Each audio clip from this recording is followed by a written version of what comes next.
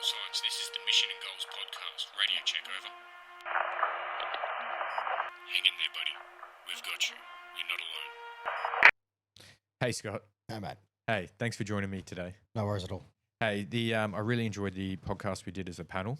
Thanks for joining on that as well. And then thanks for taking the time and energy to come join me and talk a little bit further about your experience in the military and then post-military. Happy days. So I just wanted to start. You're a father, husband. Mm-hmm. You were a Ford observer. Yep. You were a battery sergeant major. Yep. Why artillery? Well, I originally enlisted, I wanted to go infantry. That was the primary goal, to follow in the family footsteps. But it's full, once you get to Kapuka, you can core transfer. Yeah, I fell for that trap. Once I got there and I started learning what the guns were, because as a young 17-year-old, you've got really no idea. You go to those seminars and you learn a few things, but it's not until you actually get into the role where you start to learn what your actual trade is. Once I got into artillery, my first bush trip was over in New Zealand on Tasman Exchange, which was brilliant. Once I got to see what a Ford observer was, I then changed my mind. I didn't want to do infantry because the Ford observers basically do exactly what the infantry do because they're attached to them, but with a lot more complexity. And the fact that I could talk to jets and aircraft and call in bombs, everything like that it kind of called to me. I found it exciting. You had to be super fit. There was a barrier test to become like Brigade Jost and all that kind of stuff. And that was something that I was really looking forward to because that was a stepping stone, because then I was going to go special forces after that. But once I got into the FO world and then absolutely fell in love with it, that's where I found my niche. And that's where I started and stayed in the RAA. Did you start your career, did you start as an FO or were you on the gun line to begin with? No, so back then when I first joined, it was a progressional thing. So you had to spend time on the gun line, then you moved into the CP, and then if you were good enough, then you got a chance to go to the hill. It gave you a bit more of an exposure of how artillery as a whole system works. Everything from the trail monkeys on the ground to the Ford observer at the front end, at the pointy end, and then working in the CP, which brings it all together. So having that exposure, and like all my uncles were all infantry and Ramey and stuff like that, it was an eye-opener because I knew what they'd gone through because all the stories that I used to sit around and listen to them as a young fella, and then having my own exposure to it, it was just like, yep, this is what I want. What was the gun line like? So your first bush trip, you're going to New Zealand, working with a different army, I assume, where you're on show for the Australian Defence Force. You are representing.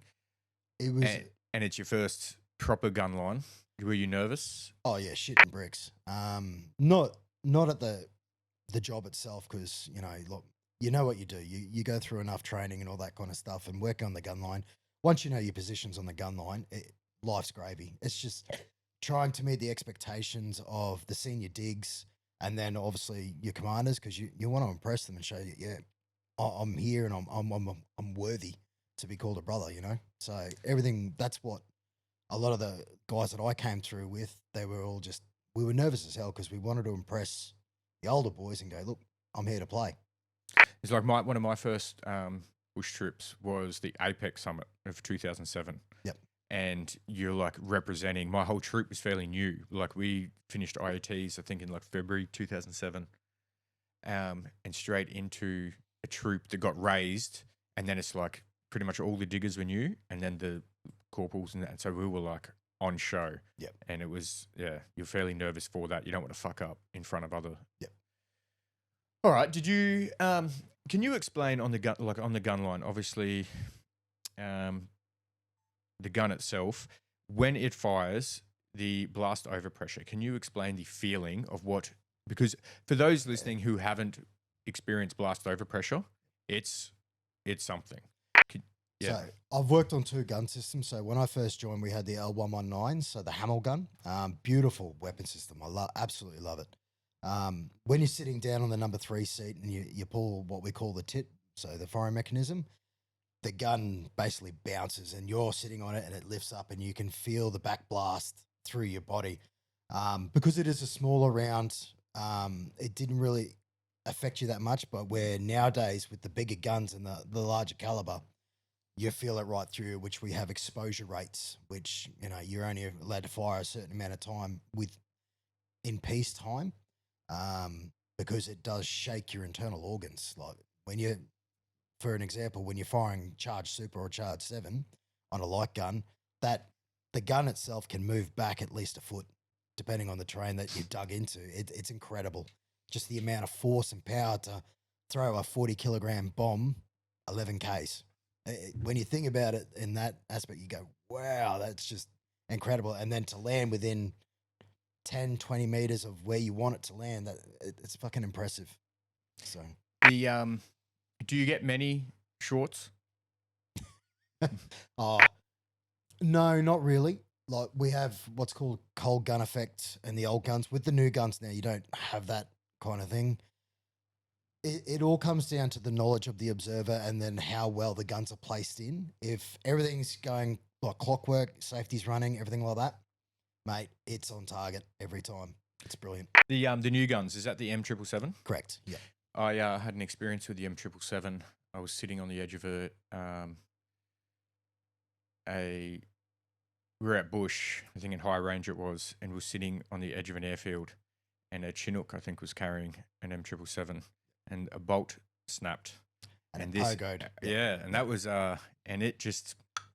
Yeah, that was quite fun to watch. A huge ass, like new gun from what I knew. Like I didn't know much about them.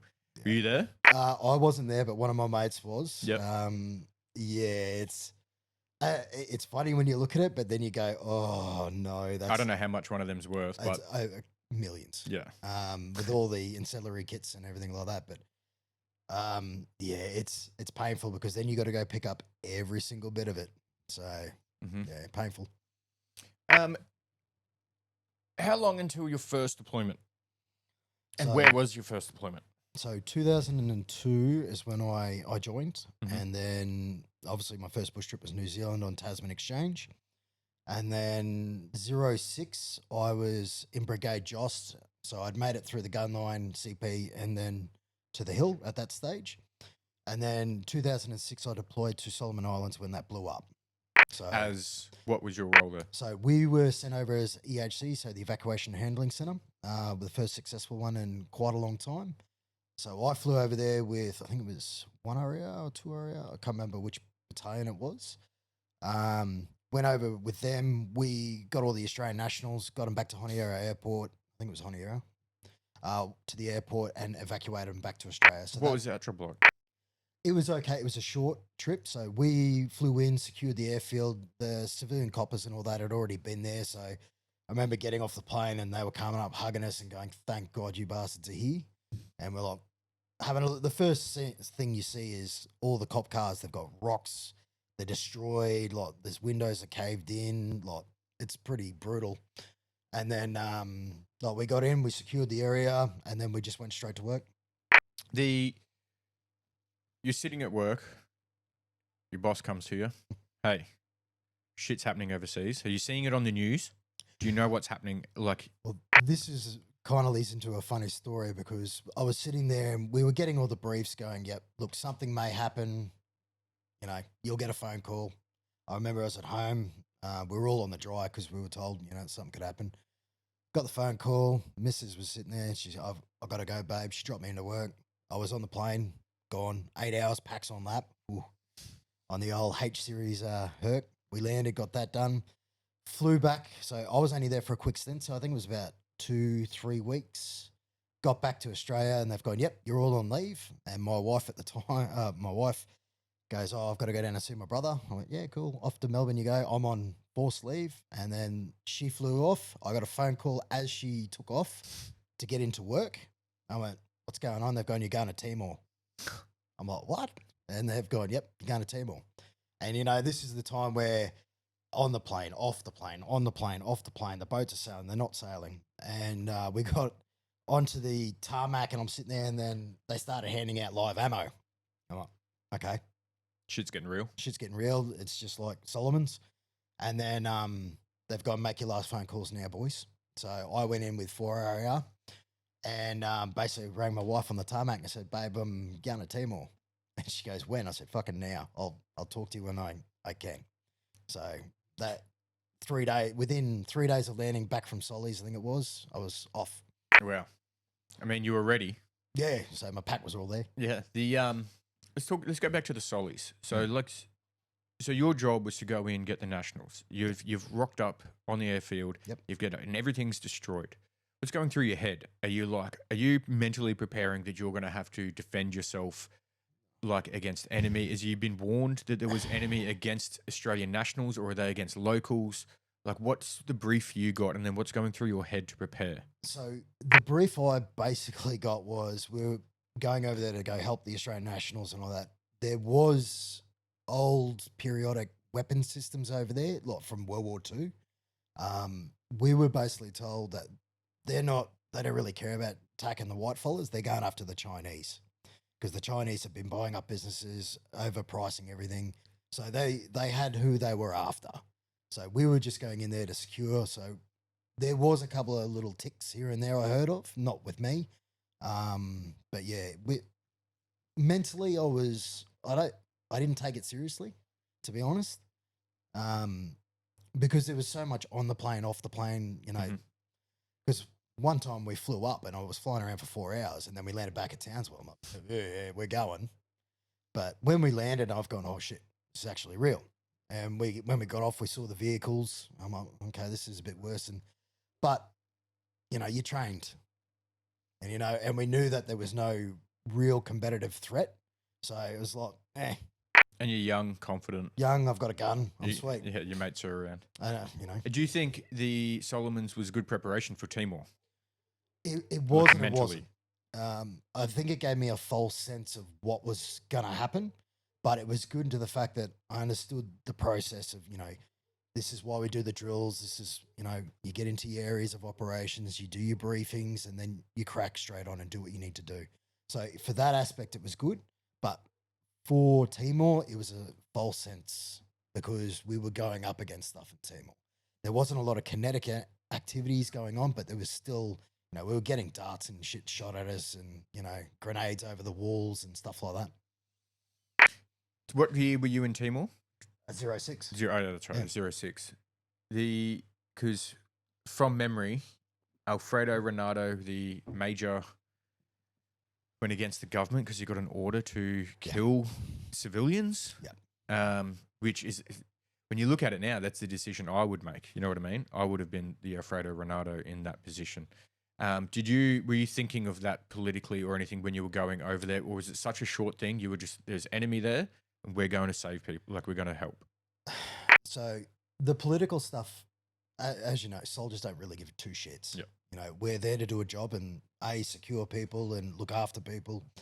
My role was to go in, we secure the airport, help secure the airport, and then the guys that went in secured all the rounding, and then for some strange reason we got attached to the Malaysians.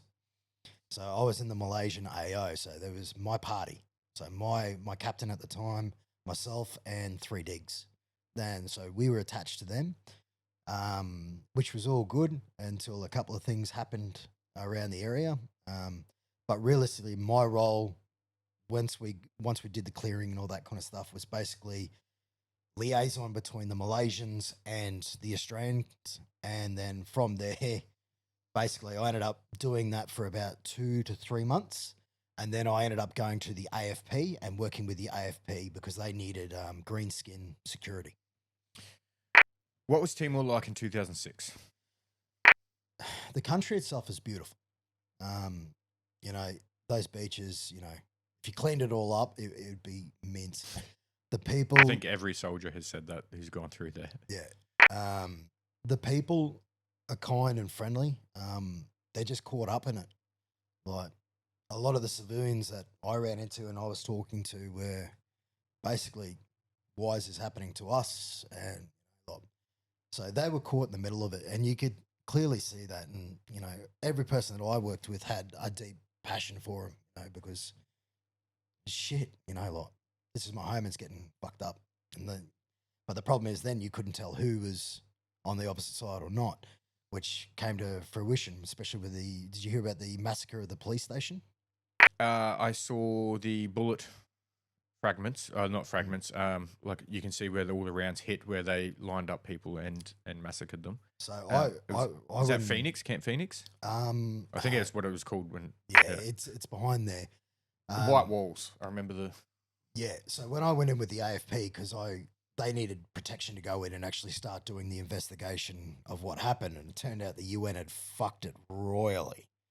So we went in and we were having a look around, and we were talking to some of the people who were in that area, and some of the survivors. So the UN had negotiated with the military, going, look, if you let the coppers out, everything will be all cool. We'll de-escalate the situation. Their army was like, yeah, no worries. What they didn't realize, up the road, they'd put a large Connex or whatever it was to block them. So as they came out, they walked up the road. It was an ambush. Slaughtered them all. It was, the UN were just sitting there with their mouths open, and we're looking and going, fuck. Because we could see all the blood and shit all over the fucking ground where they were, and you're just going, you poor fuckers. Oh. How did that make you feel? Did that infuriate you? Did you feel empathy? Did you feel... I felt bad. Like, obviously there was corruption and all that kind of stuff, but there's still a way to go down that way. It's not pleasant. So, it gave you a sense of heightened alertness as well, going, okay, these guys are real players. They weren't going after us like the first Interfed or anything like that, but they were still, they had the capability if they wanted to. And like we're at the front of the police station, the other police station where I was staying out with the Malaysians, we had drive-bys at the front every now and again. Like I tried to save one dude who got plugged as a drive-by, but he ended up dying. We tried everything we could to save him, but... You were conducting first aid on him? Yep. Well, let's talk about that. What is that like? Someone is bleeding out who's been shot from enemy. This person is assumed is innocent, maybe a civilian. He was pretty much unresponsive by the time we got up to him. Do your initial first aid and all that, but there's only so much you can do until, the ambulance had rocked up, or their version of an ambulance, flatbed truck. You try as much as you can. Like we tried on Afghan, tried on heaps of people to save them, but you can only do as much as what you can. How did that affect you later that afternoon? So there's presumably, and I don't mean to presume or assume in a lot of this, but maybe your first dead body you've dealt with who's dying in front of you, so there's blood everywhere, and you can't save him. You're trying. You put it to the back of your mind. Because I was a bombardier at that time, I was more worried about my guys, as you do when you get into those responsibility roles. You just focus on your men. That's what I did.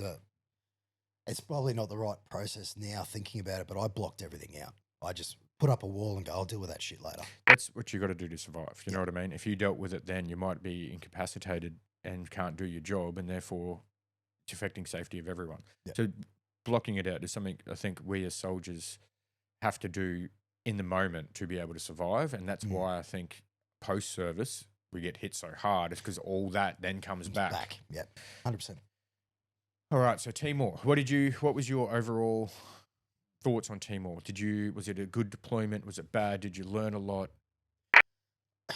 I mind my French, I felt like a $2 fuck toy from Bangkok because I was used everywhere.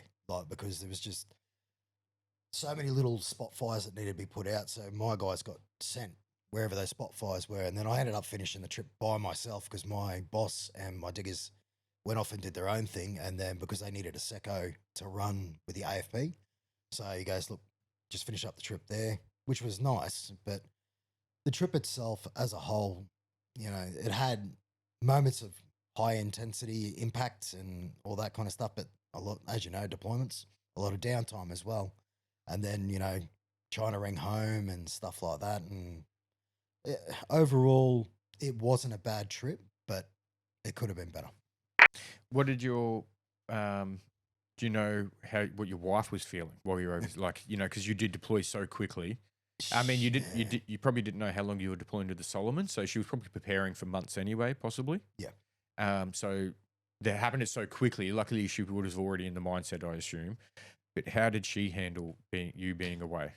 Well, we'd only just started really dating, so she'd only just moved in. So this all kind of hit her pretty hard and fast. She was working at the time, so she was preoccupied. My mates that didn't deploy, because I was living with two other blokes as well. So they, they were giving her advice on this is what he's doing at the moment. But she was mentally tough. It hurt her a lot because she had no idea what was going on. Like I remember one day I was on the phone to her and a grenade got thrown over into an industrial bin just beside me. Went off and I've gone, fuck, gotta go. Bang, and then I didn't call her for like 3 days. So she, it was shit like that. Because that's and that stress that she would have been having, especially for that 3 days. And there's nothing you can do about that 3-day call. Like even when I was there, it was like one phone call a week for 10 minutes or 5 minutes or whatever it was. Yeah, you can't just ring back and go, no, it's all good. Yeah. Because you'd be lying anyway, but So do you think you left Timor a better man, a changed man, a wiser man? I left Timor with an understanding of how the system really worked, and which led me in a good stead because I left Timor to go straight to Kapuka as an instructor. So I had that operational mindset and, how things were rolling. I left in a pretty good mindset. Well, when I got home, I was drinking a carton of rum a day. I don't know whether that was because I was like 19, 20, whatever it was. But, I heard a little bit then, but shut it off because the next task had come up. And, as we do, next task, bang, close that off. We'll deal with it later. Crack on with the next one. So your next one was Kapuka. Yeah. Basic training as an instructor. Were you a cunt? No.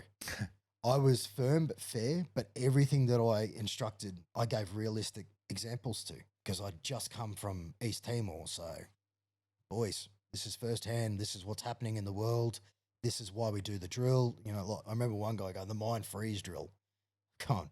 Boys, I remember walking into a house and one of the coppers knocked over a grenade booby trap in one of the doors. Gone, there's a reason why we do these drills. So, I loved Kapuka. It was probably... apart from obviously my first regiment, which you love, Kapuka, loved it. Loved being an instructor.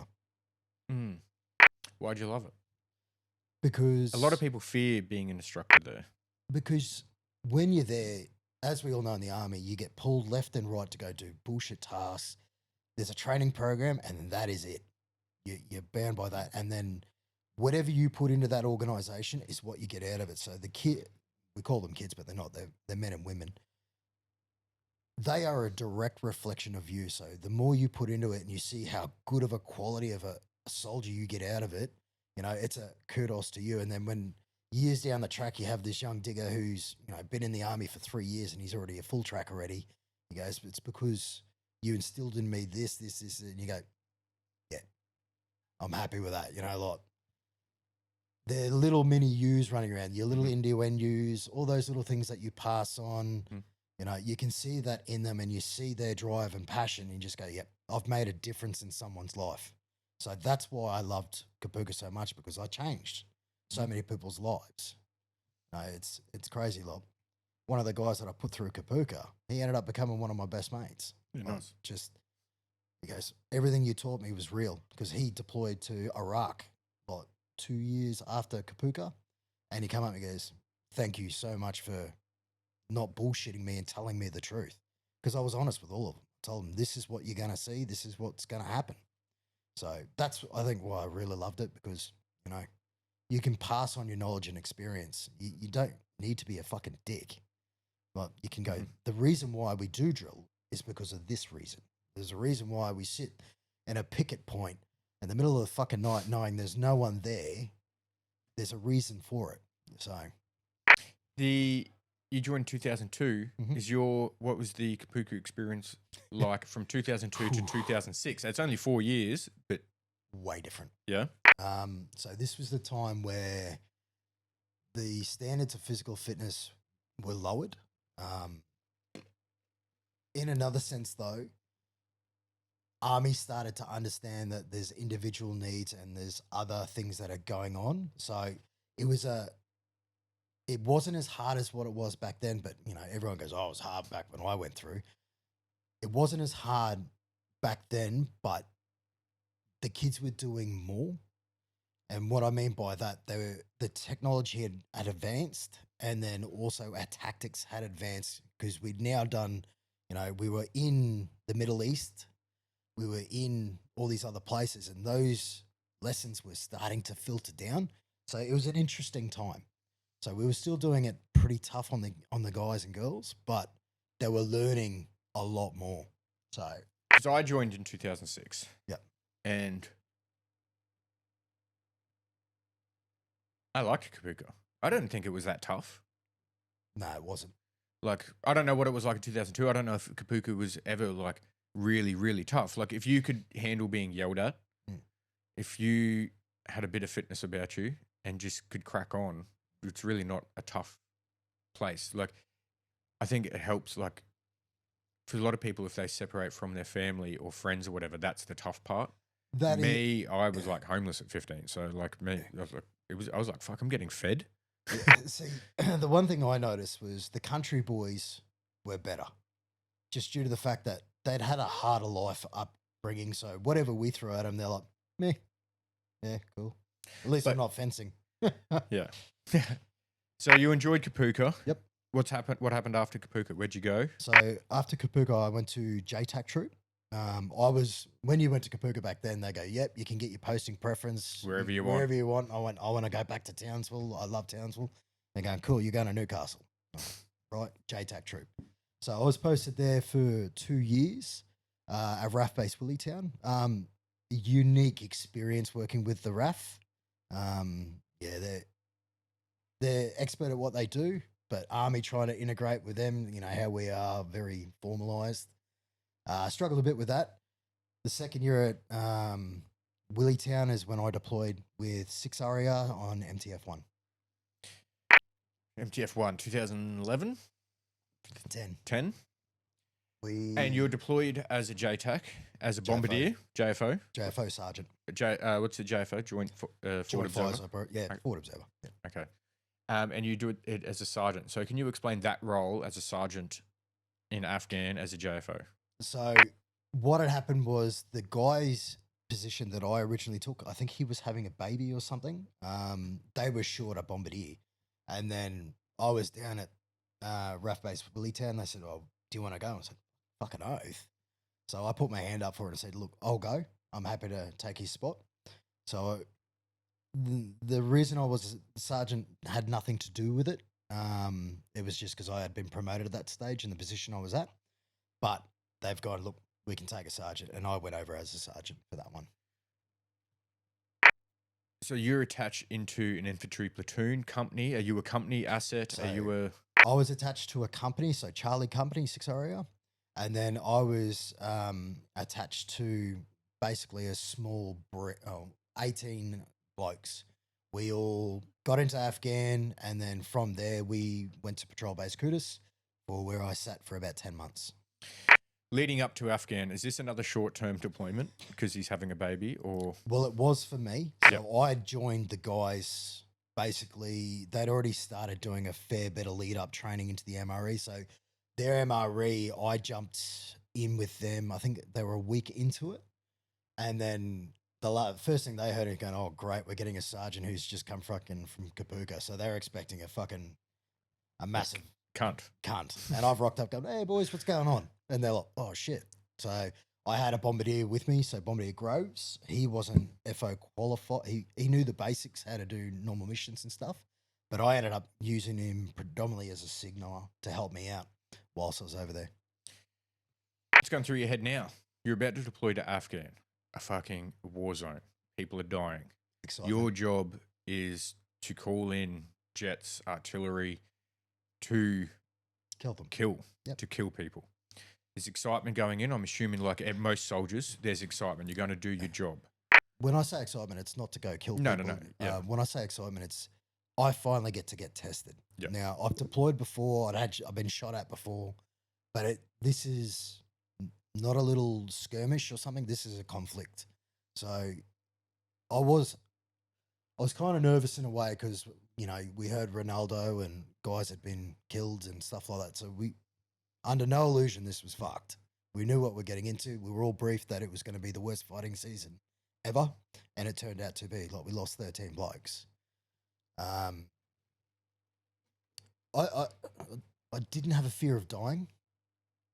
I'd say I was more worried about failing my brothers. That was what I was more, because when you're an FO and the grunts, when the shit hits the fan, the first person they fucking look at is you. You know, whether it's, I need an AME bird, I need to get, you know, dust off and get someone out because they've been injured. Fuck, we're under heavy fire. I need, you know, give me some guns, give me, you know, they always turn to you for the solution to the problem. So being a sergeant at the time, I knew that there was a lot of weight on my shoulders because I'm like, if I fuck this, people die. Yeah, you can literally change the tide of a battle. Correct. Like that. Like within minutes, something you do within minutes can even stop a battle. Yeah. So I was more worried about my men than I was for myself or anything like that. I just wanted to prove to myself, I've got what it takes, because it's everyone that joins the army go, I want to be tested. You don't do fucking years of going out bush and training not to be tested. It's what we all sign up to do, realistically. And if you sign up for the money, you're kind of in it for the wrong reasons. Like, that's in my own point of view. Definitely in it for the wrong reasons. Yeah. What are you telling your missus at this stage? So does she really know what an FO does? So your couple of deployments you've had isn't really in an FO position. Then you go to Kapuka. Then you're at a RAF base Williamstown.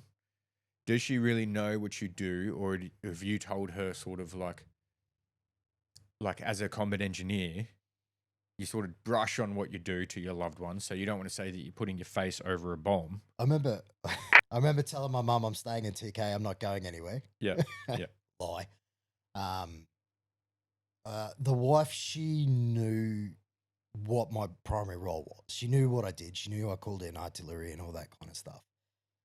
I don't think she understood how bad it was going to get, to the point, you know, getting the phone calls at the night saying there's been an incident, your husband is fine, all that kind of, she was nowhere near prepared for that, for what was about to hit us.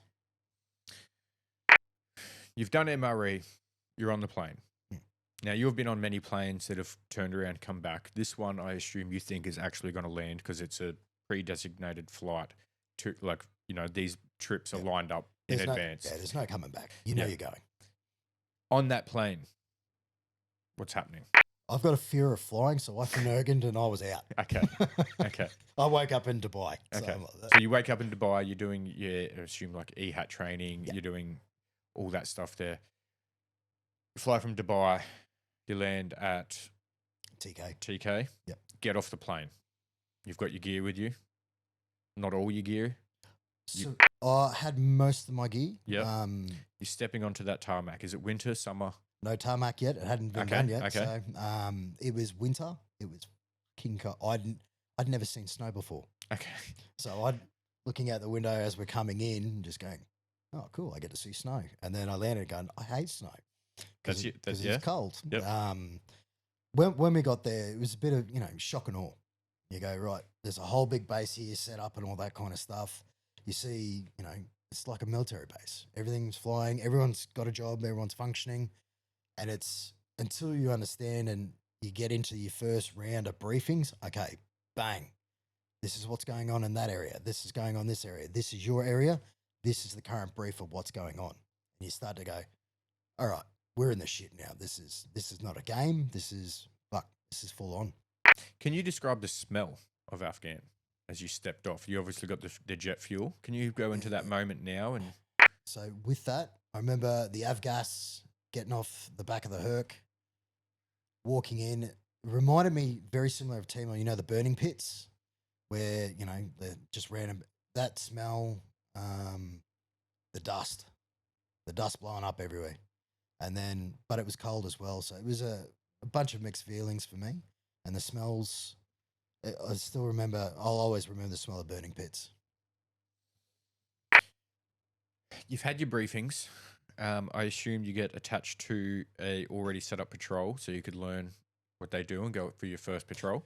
So the choppers, there was some reason we couldn't fly out to the patrol base, so we had to drive out. So straight away, once we got up there, where Kudus was, there was no sealed road, so we had to go off road to get to where we were. And I remember being at the back on the gun of Bushmaster. So we were all going out, and it was like a massive Shoujo Congo line, very slow because of the IDs and like your boys out the front, minesweeping. My hat off to the engineers everywhere, bravest sons of bitches I've ever met. We get out to the patrol base, and then it's one area where we're leaving. And I ran into one of the guys I was an instructor at Kapuka with. So we were having a good old chat and catching up, and he's going, "Oh, mate, it's the quietest AO, you know, there's no real dramas." And I'm like, "Oh, mate, this will be good." And then, yeah, the shit changed. How long until it changed? So the 23rd of March is when we had our first mass contact at the patrol base. So we patrolled out. There was a report line Shrek, which was to the north of us. So we had us here. You had Marshall to the north, and then there was like a dried out riverbed between us. So that was report line Shrek. Every time we crossed that, it was game on. So we knew shit was going to happen. Okay, let's go to your first patrol. Oh, actually, The handover patrol. what happened first? The major contact on the patrol base, or did you go on your first patrol first? On the first patrol, so I went on every patrol. Okay, So they couldn't go out without an FO. so let's go with your first patrol. You're about to step past the point of no return of your patrol base, past that safety of Hesco's, where you know, go past that Yep. that line, Shrek, that you're going to get into shit. So How do you mentally prepare yourself for that? Do you like sitting in your room, cleaning your weapon, putting your gear together? You're like making sure you got batteries in your nods, batteries in everything. You're going over your checklist. Everyone's got their own mental checklist of what they need to do. I think the good thing is the handover takeover process. So I had another FO there. He was only a young digger. He got left there by himself. That's why at that point stage, the guys from one area weren't realistically patrolling. They were going down into the village below us, but they weren't going out far enough to have any real issues because the village below us, they loved us. So he briefed me up and all that. But when you're, you know, coordinating aircraft and then your UAVs and everything like that, my mind was really fixated on, all right, this is my report lines and all that kind of stuff. So I was solely focused on the aircraft side of the house. So I didn't really prepare myself mentally for the actual patrolling part. I was more concerned about the air part because it was from a request for aircraft. I think it was about a 15-20 minute transit time for any aircraft to make it from TK out to us. So, which the Taliban knew. You know, they were excellent at their timings. What aircraft did you have available? So predominantly it was we had a fair few, I think it was Dutch AH-64s and all that kind of stuff, the Apaches. A lot of American Apaches as well. For fighter aircraft, we had a refueler that was, I think it was about 10 nautical miles to the north of me. Basically, it just circled to say, if we were ever really in the shit, you know, I could always switch over and go, come on down, because the pilots just sit up there refueling and they basically wait. And then if something happens, they're always listening in. They'll come screaming down, you know. So that was always nice to have that kind of safety blanket there. You weren't always guaranteed to get it, but it was nice knowing that it wasn't far away. So there's a 15-minute wait from the time you get on that radio to by the time that the aircraft are supporting you. How do you know when to call the aircraft in? That's the troubling thing, because you don't want, at any point in time, resources are very limited. So I'm competing with the Americans that are in Helmand. I'm competing with other guys like to the south at Changi or something like that. So you don't want to call it unless it's something you really can't manage. Like, I was out of range of all guns. We had no mortars where I was. So the only thing I had available was aircraft. And because they're so precious, it's like, boys, we can win this. We don't need fucking aircraft. So But we always had predators or something around where I could, if I had to, drop a bomb through that. Who makes the final decision? Me. You or the patrol commander? Me. Yeah, okay, you. So he can ask, basically, because he can go, I want to drop bomb there. It's my bomb. No. So the final decision is always with the Fort Observer. Because at the end of the day, if he believes that it's going to cause more harm than good, because we do our own battle damage assessments and everything like that. We know the weapon system. We know the type of bomb and what it will do. No offense to the infantry that, just drop something on it. Doesn't work that way, mate. Drop a J-Dan. Yeah. It's free, no, we don't worry about cost of what it is, but it's more about the fragmentation, how big the blast is, how much cover I have, how many civilians, because I've got to take it. Because the Taliban were killing fuckers and bringing them into where a bomb had been dropped and going, you killed them.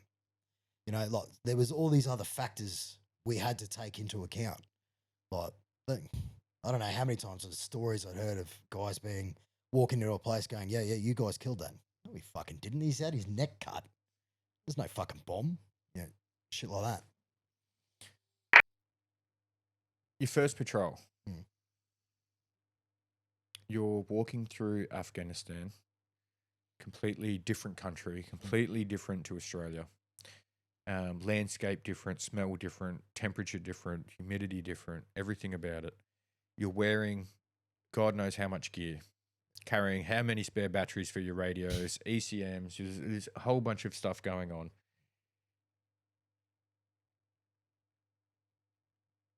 Are you nervous? You might be excited to go to Afghanistan, but now you're fucking boots on the ground.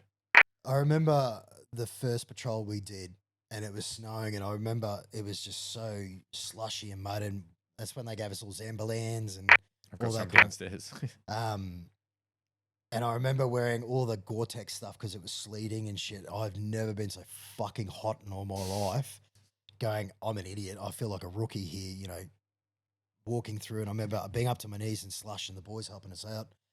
I remember how beautiful the area was, like covered in snow, just these astronomically high mountain ranges, and just going, this place is fucking amazing. Like, just if you take the war out of it, it's a beautiful place.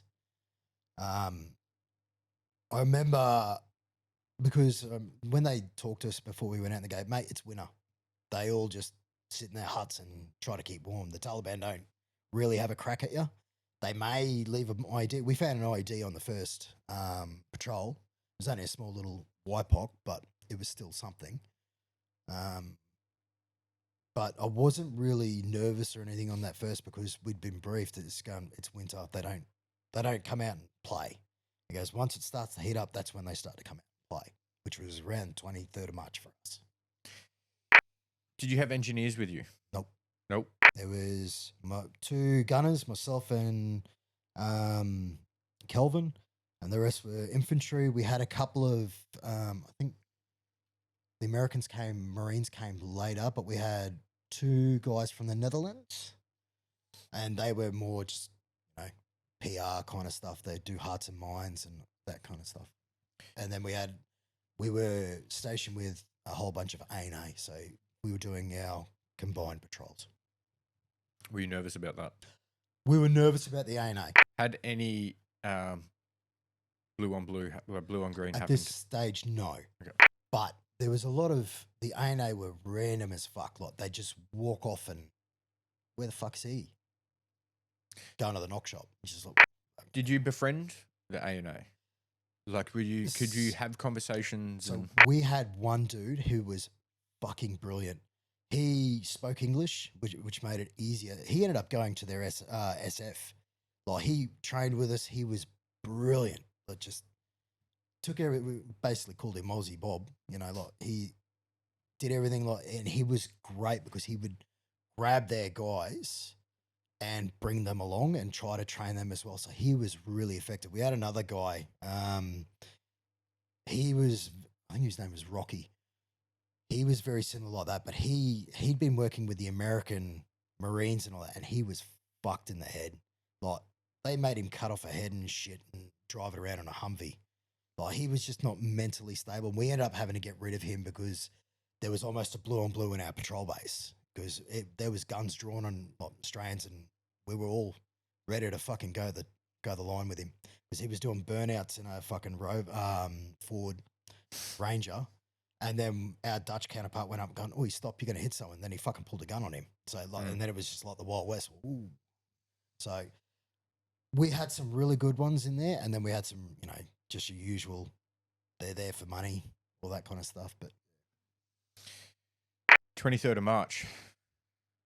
Explain that. How do you you wake up in the morning? What's your thoughts for the day? Like, are you just think it's another average day? Just another average day. You're going on patrol, maybe that's with no dealing with anything. Yep. What changed? To be honest, atmospherics were good as we were walking out.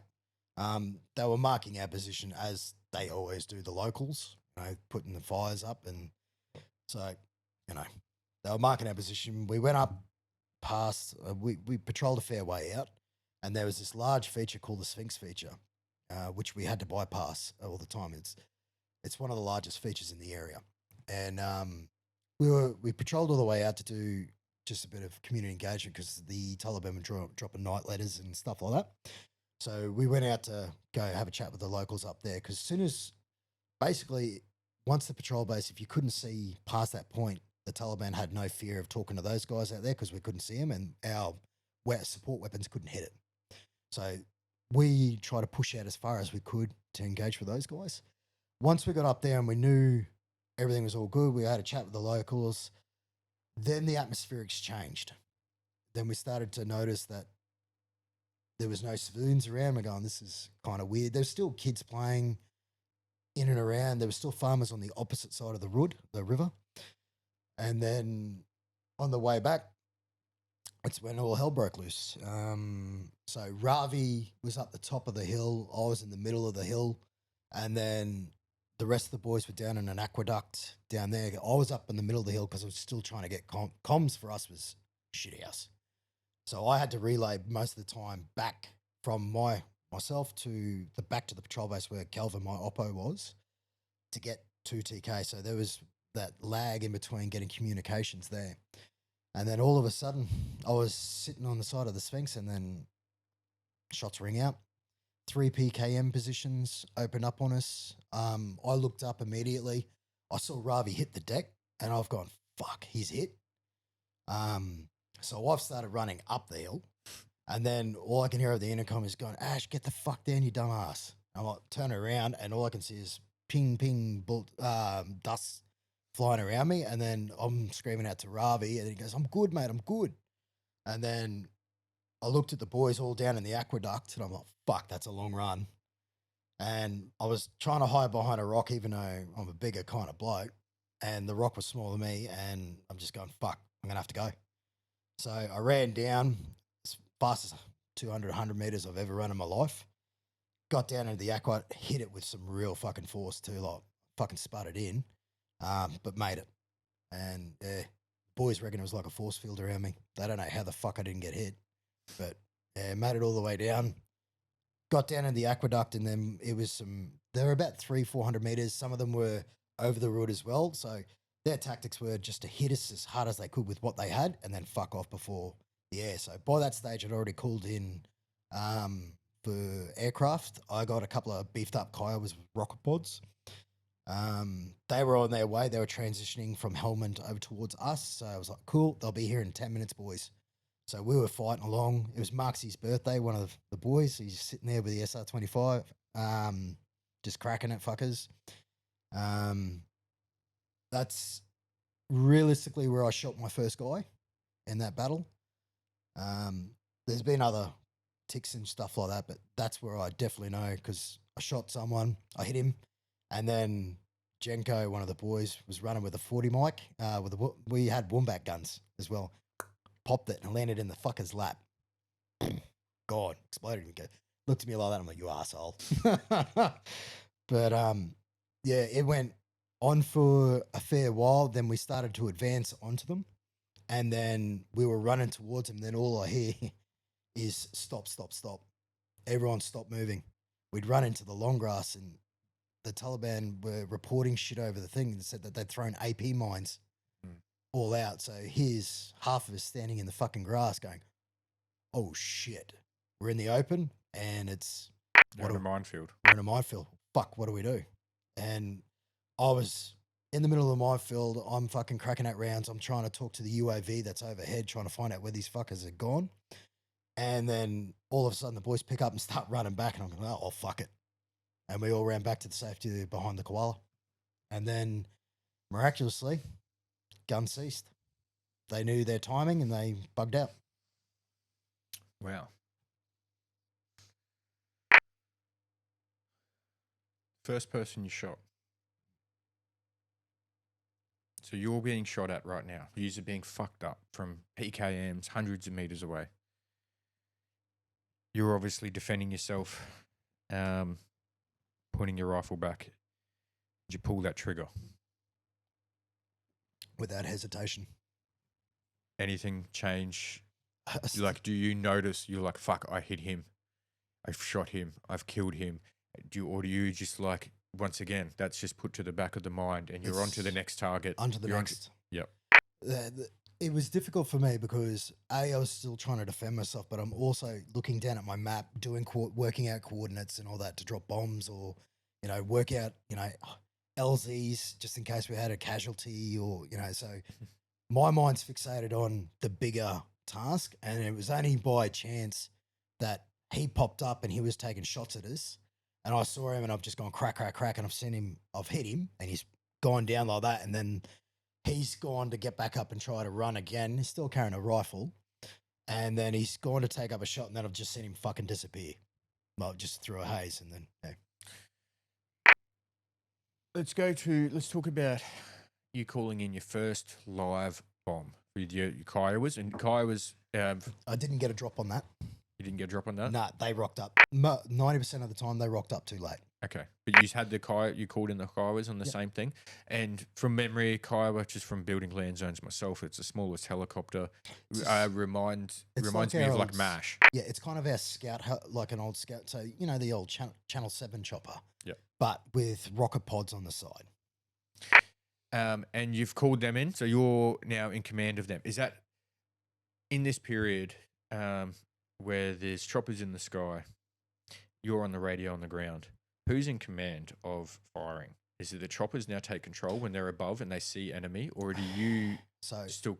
In that instance there, because I got him over, he couldn't identify because they'd ceased firing before they rocked up. So I pushed him into an ISR role and they've gone, mate, we can't identify friend from foe, foe from friend. There's guys walking around, plowing their fields because once they drop the rifle, they're a non-combatant. They know this. They know our tactics. They know who we are as Westerners. So he's like, mate, I can't do anything. So I got him to do a couple of low flyovers just to fucking, mate, it's on if you fucking pick something up. They did that. And then I had them for about, I think, 20 minutes. Enough time for them to stay over the area for us to withdraw back. We withdrew back and then we picked up and moved back to the patrol base. They stayed overhead just to make sure nothing had popped up. But then there was a mass contact and mass CAS over at fucking Hellman, so they had to bug out on us.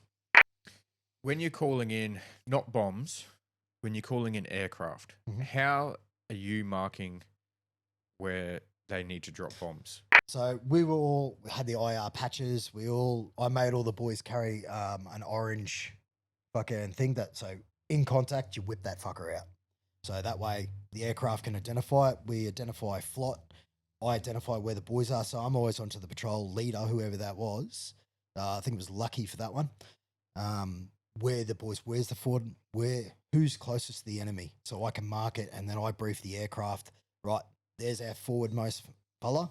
Everything north of that, south of that, whatever it is fair game. All right. So you've just made it back to the patrol base. Put the weapon down, taking your gear off. You obviously have things you have to do, AARs, you've got to prep, there's a whole bunch of debriefings, there's all of that. Once all that is over and completed with, and you've got time to rest, going back to your hut, you go back to your bunk, you're sitting there with the boys. You've obviously AAR'd and you've discussed things a little bit and you've gone through the order of which things have happened. But now you can sit down and you're with your brain, where you're sitting there replaying, going over what just happened. That night, how'd you sleep? Were you scared? Did you have an adrenaline jump? Did that spike? Because you would have had a spike during the contact. Obviously, you would have dumped it, and been like, for most people, they get really tired. What are the boys saying in the lines? Not lines, but you know. Yeah. When we got back, I remember going in and talking to my captain, who was the base commander at the time, going off, because as an FO, you've got to rejig ready to go for the next one. So not only was I doing after action reports, writing up the contact report, all that kind of stuff, I had to start doing the next day's patrol. So I started doing that. By the time I got back to the to our admin area per se, where we all would sit around, you know, like had a little fire and shit, which we'd throw all our rubbish in and just all that kind of stuff. We sat around, had a stoob, busted out a cigar, going, "Yep, we've broken the cherry, boys," like for the first one for the trip.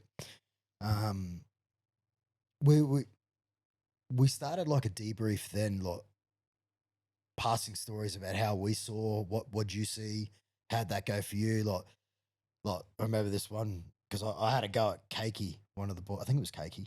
I was running up behind him. He was in the aqueduct because I'd just come down the hill, and he must have yelled out BBDA clear. But I'd run right up, didn't hear him, and all I could see was him fucking pointing a 66 and the back of the 66 looking directly at me. I'm like, oh fuck. He fired it and just I went deaf. Funniest thing I can remember is him turning around. He had grass hanging out of his fucking ears because he didn't have any hearing pro, so he just jammed grass in there. And I'm like, fuck you. You know, spinning those little stories, and that's where I found out that it was Jenko. I think it was Jenko that fired the 40 mic that landed in the guy. He goes, "Yeah, I got your kill, mate." You know, like just shit like that. After each patrol, we use that as a bit of a decompression because if you didn't, you just wound up like a fucking ball, man. Like if we didn't sit down and have a chat after it, no, it was. Did you celebrate? I mean, you survived. You know what I mean? Like that's. I think it was more just gratitude of being alive, to be honest. Mhm. You know, running into a fucking minefield, like, well, the thought of them throwing out AP mines on us because they had the little Italian suckers, you know, the plastic ones. We're like, fuck, that was close. You know, like, shit. That could have gone so much worse. And it could have. You're preparing for the next patrol, the next day. The fuck's going through your head? You like now you'd be preparing. Shit, we've got to do that again tomorrow. It for me in my role, it made it so much easier. So that first one gave me an insight to, all right, this is how the little fuckers are getting away. So I'd push an ISR asset. What we believe that they were doing is they built some sort of tunnel network inside the river, like to go under the river or near the river. So that's where I started pushing aircraft to try and identify these things. So that first contact really helped me to go, all right, this is how the enemy's working. Because we knew that they had rat lines. They were using the rat lines to go through us to get to Helmand to go have a crack at the Americans. But yeah, it helped me focus on my job of trying to identify where these little fuckers were. So the next patrol, did anything happen? No. How long until another tick? It was a couple of weeks. See, we found a lot of IEDs. They ended up using. How were you finding these IEDs? Sorry, because I like obviously being an engineer, I love IEDs. Like, don't love IEDs, but so fucking luck, mate.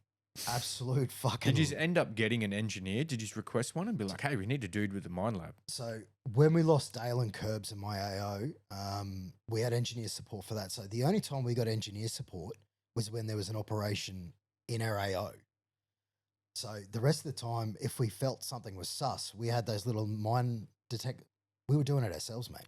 Like we were fucking literally on our own out there. It was fucked.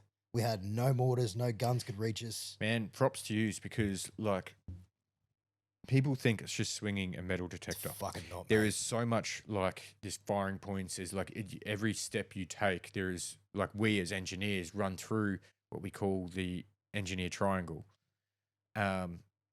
aim type location, because there's a million different types of IEDs and stuff, and then there's used with a fucking metal detector, not trained at all. Well, we had some. Like, We knew how to use them, but No, not, no, yeah, but that's what I not mean. to Like, the you can level that use you. that, Yeah. but there's, like, for us engineers, there's swinging in my lab and it beeps when something metal happens. But then figuring out what's underground before uncovering it, that's Yeah. the skill is. And without having that train, man, props to use, because I know engineers that is shit at it. Mate, my props. And I remember the boys, when we were sitting around it, we wanted to like get Anzac Day to have another slogan going, give an engineer a beer day. Because, mate, nowhere to lie, those fuckers were, there's something wrong with them to begin with to go over that. But the balls on you to get out the front of everyone else and do what you had to do, my hat will always go off to the engineers for that. They are very brave men. Well, thank you. I think they'll all appreciate that. So when you find an IED, what are you doing? So You're just throwing a asylum at it and fucking off well, you go? the A&A fucking like to throw grenades at it. Okay. So we found a really big one. We were walking down an aqua and it was perfectly placed. So they knew to wait for the command group. So the Taliban, you never underestimate it. They are very smart. They've got the time and the patience. They'd watched how we moved and all that. We were coming down. So you had the road on one side, an aqueduct, and then this long corridor. And then it was an A&A bloke that picked it up. He was walking down and he saw a little antenna sticking out of the grass, and then he stopped us. And then we ended up calling in engineers. So whenever we found something, we call up the engineers to get that support to come in. But then we'd have to, we cordoned it off, everything, the normal drill. But the A&A didn't like sitting around doing nothing. So they fucked off on us most of the time. Go, nah, full bus, see you later, and walk off. But that one was a very particular one because it was the first daisy chain DFC we'd found in country.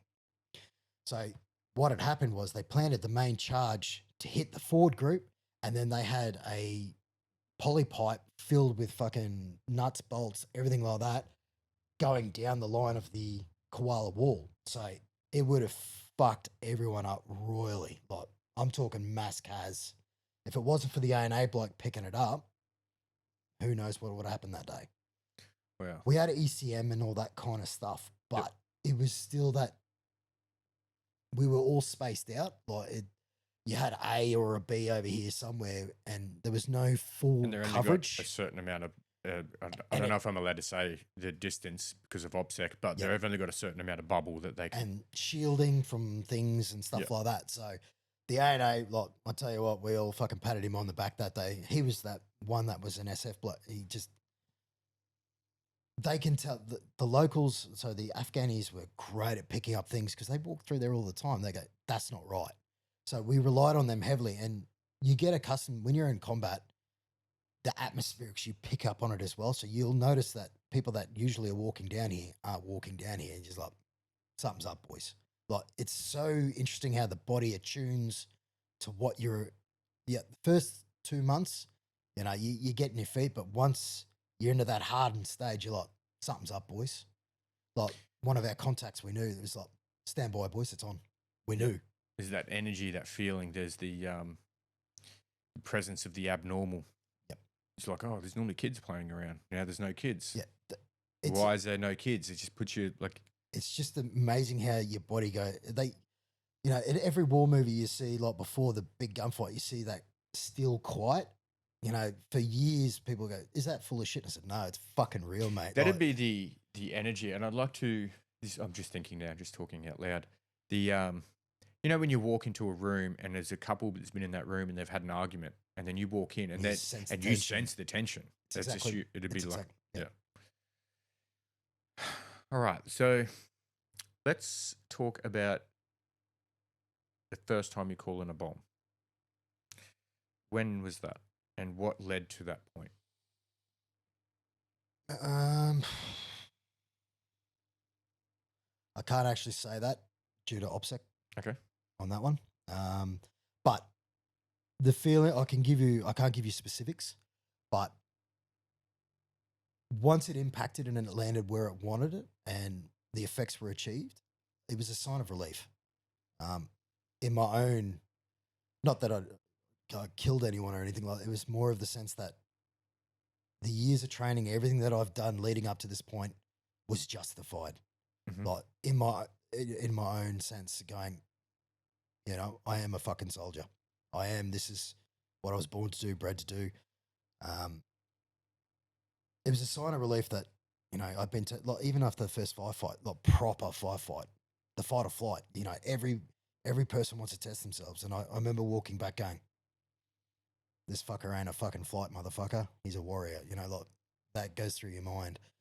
But once you release and the bomb, the biggest nervous part of when you release a bomb is the moment that the pilot drops it in between when it impacts, because you're like, fuck, I hope it hits. I hope it hits. I hope I got the right grid. I hope the boys are safe. You know, like when it impacts, it's just a sign of relief. Like, I got it right. So, I'm assuming for you to call in this bomb, you've been in contact for a while. What's it like to be shot at? Adrenaline pumping through the body, your mind racing, you've got a million things going on. You're looking at your map, you're looking at the ground, you're calling it, you're talking to bloody aircraft, patrol commanders. There's a million things happening. How did you know when it was the right time to call in that bomb? once you do, for me, once I'm in that process of about to call it in and everything like that, once I know where the flood is, I don't care about the men in front of me at the moment. It's all about deconfliction of aircraft, making sure, because not only do I have to protect the guys on the ground, I've got to protect that aircraft because he's the most vulnerable when he's doing his run. So my whole focus shifts from what's happening in front of me to what's happening up there. So it, it's a hard one to explain. Like your mind shifts. Like when you, I'll tell you a story about when Dale and Curves were killed. But once you're in that, your mind just rattles, mate. Like you're so fixated on what's going on, you lose track of everything. Like as in time, and your feelings just go out the window. You don't give a shit. But apart from when that bomb's released, you sit there, oh, your arsehole's doing 55. You know, like hopefully it hits where it needs to be. But like I said, it's relief once it does. Do you carry weight from the bombs you've released? Yes. There's no way to know the amount of people or damage. Well, there is, because we had to do a BDA on everything. What's it like carrying that weight? When you see dead people with fucking rifles that were intended for you, I don't have much. There's not much weight. I was lucky in a sense that I had no civilians or anything like that injured in anything that I ever did. So my conscience is clear. Everyone that I've ever dropped or anything like that on they are a fucking combative, and they were shooting at us in self-defense. So my conscience is clear in that aspect. So I was very like, I can't say that for the rest of my blokes, because, you know, as in not my patrol base, but other deployments where guys have had to call in stuff, and it's been fuck. I was never given a fuck situation. I was given a pretty straightforward, crack it, move on. Where I know a couple of my mates, they were in they had to make some big calls, and I feel for them. In the debriefings, you've done the BDA, and you get told how many people.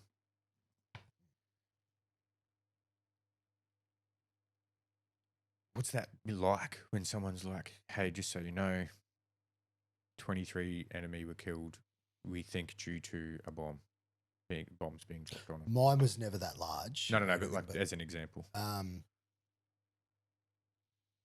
As long as they were combatants, it's, you know, it is what it is, mate. In the BDA, you're going through physically. You see some of these people, I assume. Does that stick with you?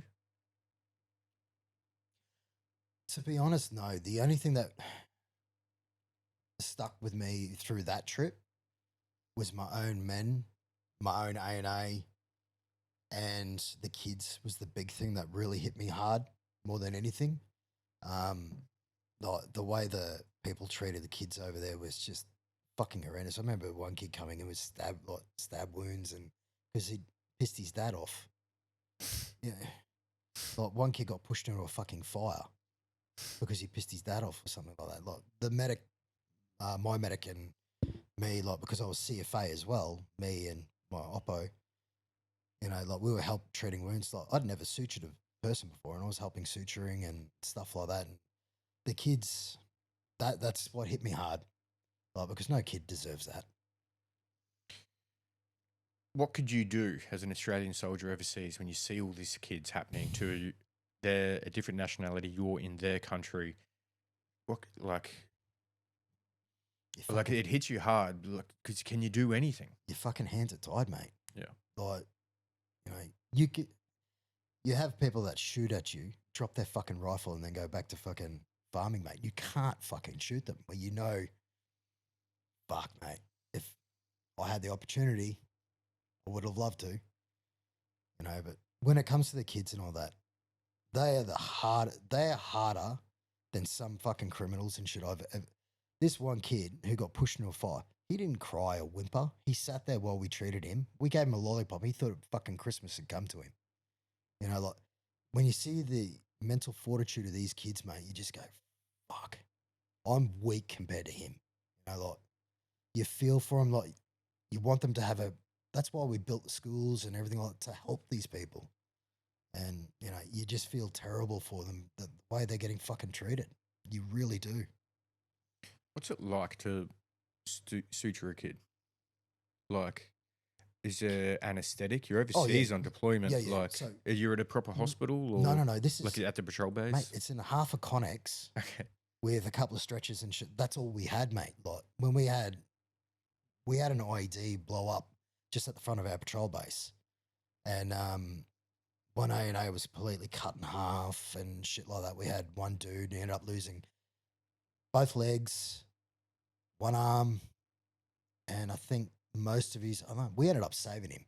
Like in that, Gary, our medic, hat off to him. Like just the fucking weapon. You know, like we did the best we could with what we had. Anything where they would come up and we couldn't treat it, we'd ask for an air medevac to get them out.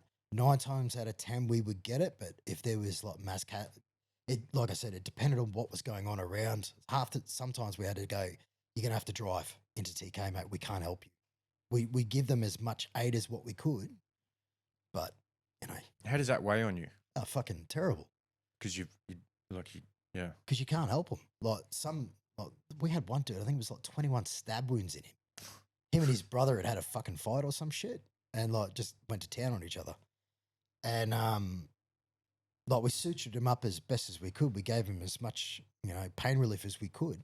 But then we had to turn to him and go, mate, you're gonna have to go into an actual hospital, mate. We can't help you, you know, like. So it's realistically battlefield triage at its best. Like we helped them as much as we could, but Did you lose anyone? we lost a few. When the ID went off at the front of so we had a bazaar. We built a bazaar for them. I think we built that bazaar.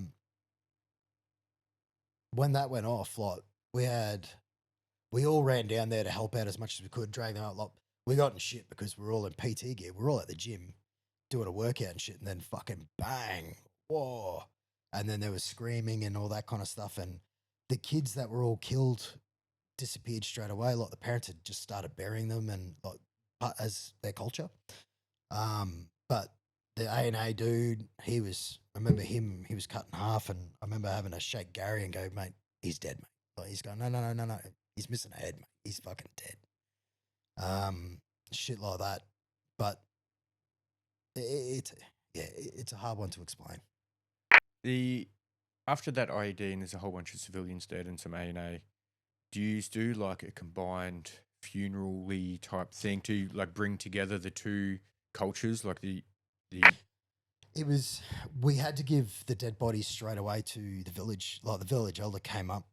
We had to give them straight away as their customs. With our A&A guy, he was taken away they took him away pretty quick. Like we went to go console with our A&A counterparts because it was, you know, they're fighting alongside us. we had a lot of, we share food and all that. We have a sit down and all that kind of stuff. But it's a brother fall, and they know as much as what it is for us, and vice versa for them. So we were all hurting together, but because of the cultural differences and the language barrier, unless we had the terp there, it was difficult. So basically, after patrols and all that, you just went your own areas of the patrol base. And this is all in your first deployment to Afghan? Yep. Did you deploy again to Afghan? Yep. How many more times? So I deployed twice. Okay. All up to Afghan. Any other big things happen on that first deployment? So obviously all the deaths, they hit us. The 13 deaths. Sorry. Yeah. They were all pretty bad. Look, your heart sinks every time something comes over the radio. But we did a mass operation in our AO. I think it was Ob Janub Vader or some shit. And I remember patrolling along. We were clearing from south to north. We were clearing through. We had a Victor call sign, so a whole bunch of PMVs sitting up on top of a hill. And their whole role was to do overwatch while we went through. Everything was going fine. We were going through. The engineers, that's when we had engineer support. They were finding caches everywhere. It was good. It was a good operation. I mean, we were punching forward, and then all of a sudden, fucking bang. And I mean, I've had some being an arty, big bangs before, but this, I stopped and I thought I was dead. That's how bad it was. And it was about 2-3 Ks away from me. That's how big this bang was. I immediately looked up to my left, and then all I saw where the Victor call sign was a big plume of fucking smoke and dust. In my heart right then and there, I've gone, someone's dead. Like, you just know in your fucking heart something's bad has fucking terribly happened.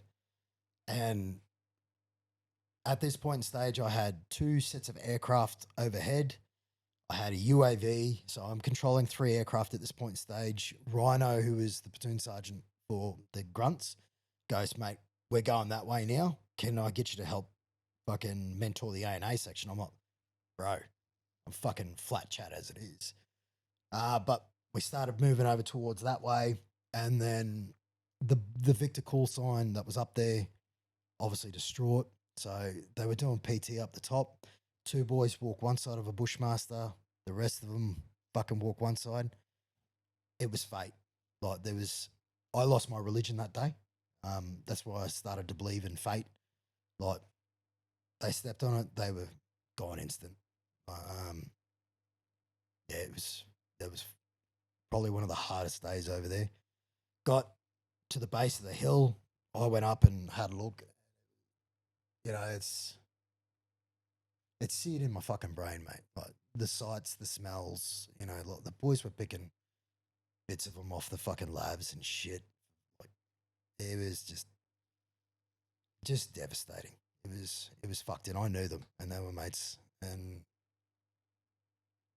I couldn't focus on that. So I got up there, and then when something like that happens, you have the CIT or the investigators and all that has to happen. So I ended up having 8 sets of aircraft at one point. So I had 2 Chinooks full of fucking investigators. I had aircraft. I had fucking Apaches to the north trying to hunt, because the guys to the north were getting hit by a sniper. So I had Apaches looking for them. Here I am trying to mentor an A&A section. I've never been so, at the end of the night, I was never so physically fucking drained in all my life. It was the hardest day of my life. Not only did, once that happened, we stayed there, secured it. We patrolled back. We hit 3 IDs on the way back. So that was happening as well. Then there was, the Taliban are going to hit you. So that was coming over ICOM. So I was pushing aircraft everywhere, trying to secure the route. We got back to the patrol base, and, I still remember we had 2 ABC reporters. They got embedded in with us for that phase of the operation. And I remember they got warned about us, because they're going, all right, patrol base kudos, they haven't seen a female in about 6 months. Be careful, don't. They were warning the chicks about us. And we're like, yeah, okay, you might have a point. But when we got there, their whole attitude was, oh, this is pretty fucked and all that kind of stuff. And they were there on the HESCO walls with the rest of the guys that do the section defense weapons. They heard the explosion and they started crying. And I remember they wrote a page that night because one of the girls came back and we got back late that night, but we'd finally got back into the safety of the camp. And I'm sitting there and I remember taking my pack off and she goes, "You okay?" And I said, "Leave me the fuck alone. Do not talk to me." And she sat there and she watched, and then she handed me a cigarette and I had a cigarette. And then I started prepping my kit again. She's going, "What are you doing?" I said, "We've got to go back out there. We still got boys there." And she just broke down in front of me. And she goes, "What do you mean you're going back out there?" And I said, "We got guys that are around the side.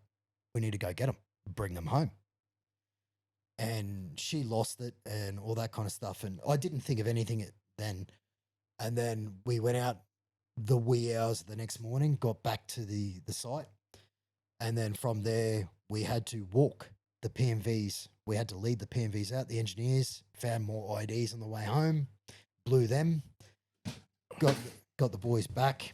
And then it wasn't until then when we finally sat down that I realized how bad the boys were hurting. We were all hurting, but we sat there and the fact that she came up and she goes, "I don't know how you do it." I said, "Well, the moment we stop, the moment we think, the moment we die, we need to get back on that horse." Bill Volivola, he was excellent in the fact that, him, me, Rhino, the sergeants, we got the boys, we didn't let them rest because we needed to get them back out there because we couldn't just sit there and sulk. And I remember that night, the SAS boys flew in. They landed and they're like, "We're here to do your pickets." And I almost cried at that start because I'm going, "You fucking legends." They had targets to hit in our AO anyway, but the fact that they flew out to do our pickets for us because they knew we were hurting was just unbelievable. We we said, "No, we'll do our own pickets." And then they go, "Oh, cool, we're going to go out and do some stuff." They went out and they accidentally fucking shot the village elder's son. Made the situation where they're like, "Sorry, boys." But that wasn't an accident. Like, the village elder's son pulled a gun on him and they warned him. So that was that was self-defense. But it's just like, made a situation even shitter, but that whole thing, like, it was so fucking surreal, man. Like, you just sat there and the boys they were hurting. And when all the bodies got back and everything like that, I remember we built a cross, Nugget built a cross, and we built like a little memorial for the guys. And we were all standing there, and because we knew that the boys would be flying over the top of us, as they did every time we lost one. And then we were all standing there doing our little sermon, as we did, to remember the boys. And then Jew boy come running down. He's going, "Crash McGinney's killed." And my heart, it sunk when I lost my two boys, and then fucking it sunk even lower knowing that Crash had just been killed. Like, they're literally flying over the top of us, and then we just lost another one. Like, it got to the point where every boy, I can't talk for themselves, but for me, I was going, "Fuck it, we're going to make it out of here." Like, it was a really dark period when that happened. Yeah, it was fucking crazy, mate. Is the mood at the patrol base, is it fearful? Is it anger? Is it a mixture? Is it, as you just said, "Fuck, are we going to survive this?" Like, how do you feel? As we said, you can feel the energy in the air. What's it like at that patrol base after all of this? So, Snowy and Smitty were killed first. I think they were the first ones or it was Busey. Going back over, yeah. So once Busey was killed, because he was killed in the patrol base to the north of us, basically, as an unwritten law, it was gloves off, boys. Like, this is fucking real. It wasn't vengeance. Well, we never broke anything like that, but it was more of the fact that I'm not going to hesitate to fucking shoot someone if they shoot at me. Like, the gloves were off. Yeah. Like, it's proper war. And I think that mentality stayed with a lot of us throughout the entire period. It did for me. Like, I had no, if someone shot at me, mate, I was going to drop a fucking, I don't give a shit. Fuck you. You know, you've taken one of my boys. You know, and I think, you know, what hit us, I think Crash hit us really hard because he was just about to give birth to his kid, or she gave birth at his funeral or something like that. Just fucked, mate. You know? But not only that, we had all the shit that was going on back home. Like, we jump onto Facebook whenever we got it, and you know there was fucking these little weasel fucking trolls that were putting up shit like Busey had it coming and stuff like that. We were over there, and so we were dealing with the mental anguish of obviously what's going on in the war, and then dealing with, you know, half Australia not fucking supporting us, and you know, saying that we deserve to die wherever, you know, the green lefty, because you know it was just a mismatch. And you know, like, my hat goes to all the boys, and you know, staying our cool, staying professional. That was the biggest thing. Like, maintaining our focus, maintain the mission, and do what we need to do, and just shut everything out. Let's deal with it when we get home. What are you telling the missus? That was hard. So I kind of fucked up with her in that instance. So throughout the whole process, I couldn't really say much to her. I didn't tell her about any firefights. When we got shot at the patrol base, like, she heard the whistles and I'd hang up on her, and so she knew it was fully serious. But I felt for her in a way that they started that automatic text message thing, and like, whenever something had happened, she'd get a text message saying it's not him. You know, there's been an incident, blah blah blah blah blah. But then she was getting the pressure from the rest of my family going, is it him? Is it him? Is it him? And my wife was dealing with everyone back home going, putting the pressure on her, and not getting much out of me because I was, you know, I had to stay fixated. But the day that Dale and Curbs were killed, I rang her because I needed to vent. I needed to talk to someone. And because you don't know what's going on back home, I rang her, and she just won a netball grand final. So she's half cut, pissed. And I'm like, well, I'm glad you're having fun. I've just lost 2 mates. Fuck you. And hung up on her. And I didn't speak to her for about a week and a bit. And I'm looking back on it now going, idiot. She didn't deserve that. She didn't know. And I made her feel absolutely terrible for no reason.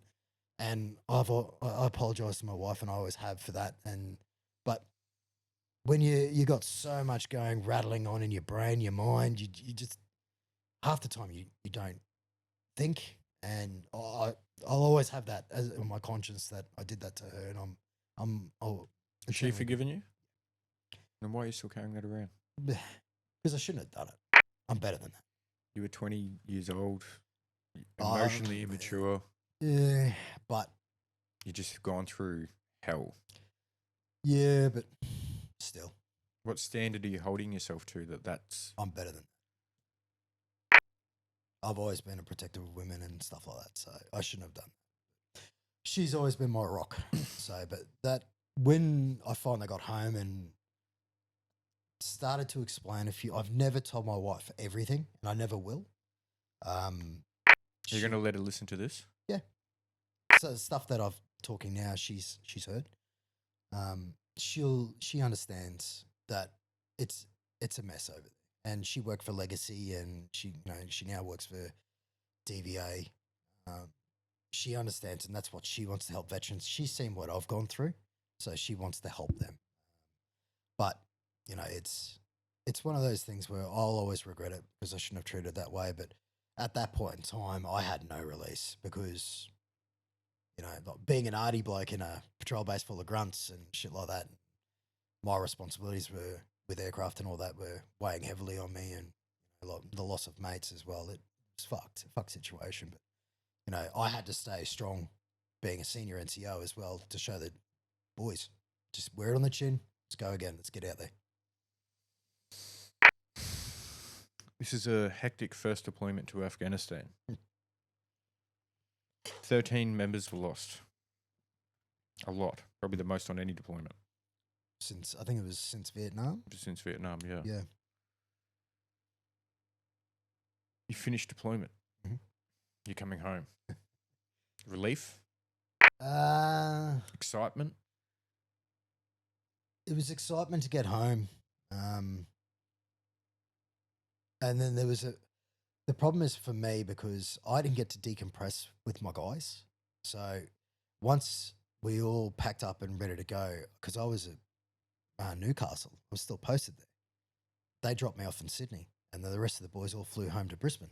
So I literally drove back up, went to the base, and then ran into my BSM at the time. And I've just gone, oh, I'm back. He's going, cool, take 2 weeks off. I was on my own.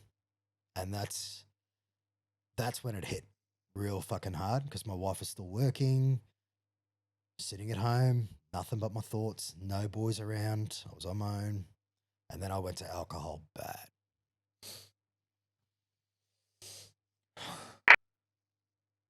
When you're sitting at home in that 2-week period, you're sitting on your couch. This is before Netflix. This is before most social media, like Facebook might have just come out roughly. What's going through your head? Everything. I was sitting there trying to evaluate everything that had happened in the trip because so much had happened in that trip. And it started at the MRE. So basically you do 12 months from MRE all the way through, mixed emotions, everything that's going on all the way through. I sat there and I remember cracking the first rumbo and then trying to assess everything that went through on the deployments. And then I just kept rolling back to the day Dale and Curbs died. It just always went back to that and how I felt, everything that went on during that period. And mate, I was down in a cart and a rum a day. Easy.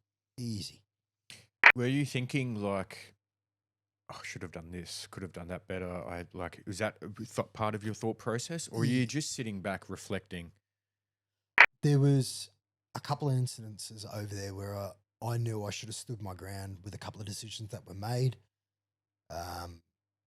But I wasn't in control of that thing because my specific area was aircraft. I knew I should have fought harder on a couple of things, but at the end of the day, shoulda, coulda, woulda. Everything I did over there, look, I don't have any regrets to my actions that I did over there. But curiosity of if I did something different, would that have changed the outcome? I think really crossed over. But once again, it all reverted back to, seeing those 2 boys completely gone. We lost blokes before, but it was just, it hit so fucking hard. That one. You're sitting at home drinking by yourself. Mrs. comes home from work. She had to resuscitate me once. Let's talk about that. So you've obviously... I was drinking to kill myself. Yeah. Yeah. At one point in stage there, I was fucked. She's coming home daily, seeing you drunk, losing it, emotional. I tried to hide it from her as much, not the drinking part. She saw me drunk. I've always been, because I play rugby and shit, she's always known me as a heavy drinker, rugby player. But I closed myself off completely to her. I just didn't want her to deal with it. It's not her problem, not her fault. This is all on me. So I just drank to silently shut myself. Did drinking help? No. What did it... because a lot of people turn to the bottle or to drinks or to alcohol. I think it masks a little bit, but does it help or does it put you more into your own head? So you drink more. It makes me think of it more. When I'm level, not drinking or anything like that, I'm level-headed and I can go, yep, I can assess it. Going back to the Kapuka thing, I've always used every bad thing that's happened in my life as a lesson. You either learn from it or you let it destroy you. At that point in stage, being young and, not taking on my own lessons, I was letting it destroy me. And it wasn't until my wife resuscitated me, brought me back out of it, goes, no more rum for you, to his babe, that I started to go, okay, this is a lesson. I can use this. And then that's how I changed my mindset to go, okay, it was fucked. It is fucked. It's happened. Let's use it. So I started going to work with training programs, building up lessons learned, writing doctrine, for the things that I went through so no one else had to go through it. So that's what I did. That 2 week period where you're sitting on the couch drinking by yourself, your wife resuscitates you. Is that rock bottom for you? Yeah. That's rock bottom? I'd say that'd be rock bottom for me. So you hit rock bottom before you had to turn around? Yep. If you didn't have a wife, and I was would alone, and you were alone? I'd probably be dead. If I was alone sitting in my room on barracks or something like that, that would have been different actually, because I would have had mates around. Where being at a RAF base, I don't hang around with the RAFies. Like, I was by myself. I think I didn't get to decompress like the other guys did up in Brisbane. So I think that's what hurt me more than anything. But once again, my wife came and saved me. Did you speak to the other guys who went to Brisbane? How would you know how their decompression went? What they got up to?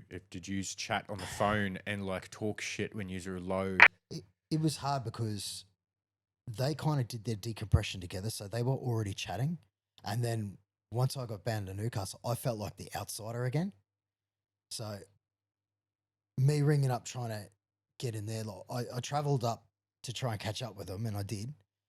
But it was when I needed them, I didn't want to be an inconvenience. I didn't want to, fuck them over or anything like that. So I just self-imploded on myself. After you hit rock bottom and you start to turn your life turn around again, are you just purely focusing on work? That's that's all I did. And so you just gave yourself purpose again by, hey, I'm going to fucking make sure what I went through, other people don't have to go through. Or if they do, they're best prepared. I thought to myself, I've got to be the master of my trade so that way I can instruct, because I've always loved instructing. I've got to be the master of my trade, and I've got to do things my way that I can decompress in my own way. So I take a problem and I think about it, and then I call it scribbling or doodling. I get a whiteboard and I start messing around. Exactly what you do. I mess around and play with things like that, and that being occupied kind of relieves the pressure in my brain, because I'm fixated on something else. It kind of nulls the pain that I was going through. And then eventually over time, and then, it kind of it was always there. And I still have fucking nightmares today. And, I see psych and all that kind of stuff. They help, but, it's always going to be. You've gone through all of this. You've been to Solomon's, Timor, Afghanistan. You've hit rock bottom. Your wife had to resuscitate you. Army goes, hey, do you want to deploy again? In a heartbeat, I went. In a heartbeat, you went. In my mind, I had unfinished business. Did you, knowing what you were going to go through, how did you prepare for that again? And then especially for the aftermath of a deployment, and you hit rock bottom, you drank, and you know what you got. Like, how do you put yourself into a position where you're like, I am going to deliberately cause myself mental anguish, probably for life, for a second time? So this one was, for me personally, the second one was the worst trip, because I just had a brand new baby. So I'd seen my daughter take her first steps. The next day I flew out. Mentally, I was prepared because I knew what I was getting into this time. I think that's what helped me out a lot. I had the mental going, this is what I'm going to see. This is what I do, because I went and war gamed everything on the whiteboard. This is what I'm up for. So mentally, I was more prepared than ever. So I was ready for the game. The role was different this time. So I was in part of a training team. So I went over to help train one of the Kandax and calling in artillery and air support, kind of stuff. So not in Baluchi, but in Kabul this time. So totally different atmospherics, totally different environment. So there was the excitement of the unknown again, but I had the mental attitude of going, all right, at a heartbeat, it can click. Something happens, fight, all that. But I'm mentally prepared, and I know what's coming, and I know how to deal with it. So I think in that aspect, I was good to go. But the fact now I have a child, that hurt me more than anything, leaving her. 2 questions because I forget stuff all the time. One, having a child and leaving. I want to get into that. 2, see, I've already forgotten.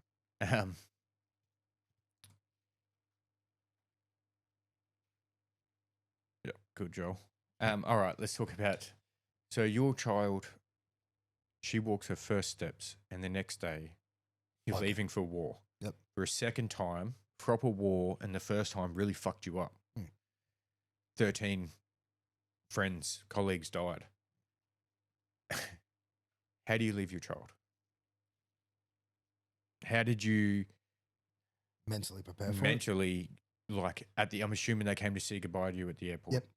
How do you look at your wife who's seen you ups and downs, pulled you from fucking hell, and now you get the same thing with your daughter? How do you prepare for this? I know my wife hurt quite a bit on that. She knew that my whole life has been army. I loved army. Like, if it wasn't for my medical issues at the moment, I'd still be in today. I love what I do. I love the army.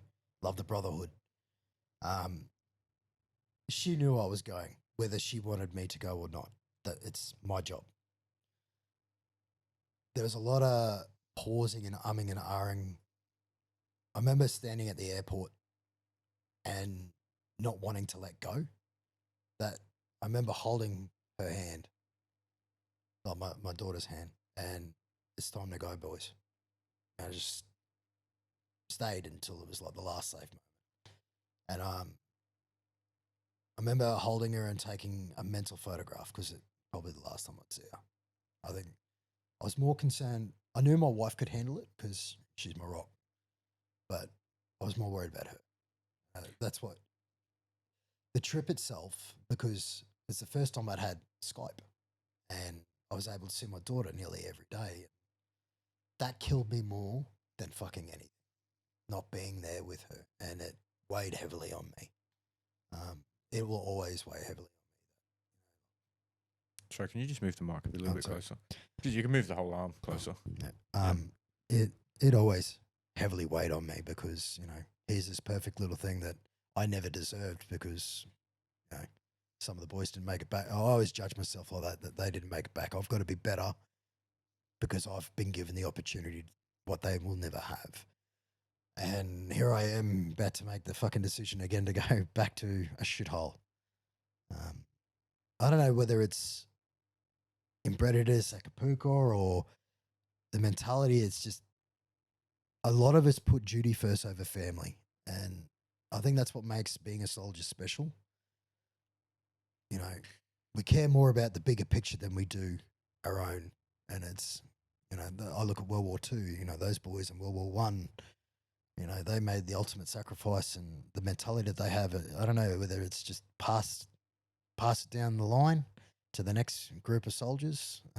Just that protector gene. Exactly. And it's the warrior code. But it hurt. It fucking really hurt. And it still cuts me to this day thinking about the day I left my daughter and my wife. Did you write a letter? Did you make a little video saying that, Goodbye. Like, goodbye? Yeah, I did it every trip. Yeah. Do you still have those letters or anything? Or No, I got rid of them. Yep. I'm superstitious in a way. Look, if you make it back, delete. Look, don't ever have that sitting. That's just the me thing. But yeah, it was difficult, and I always did write a letter saying my heart, But yeah, it was hard.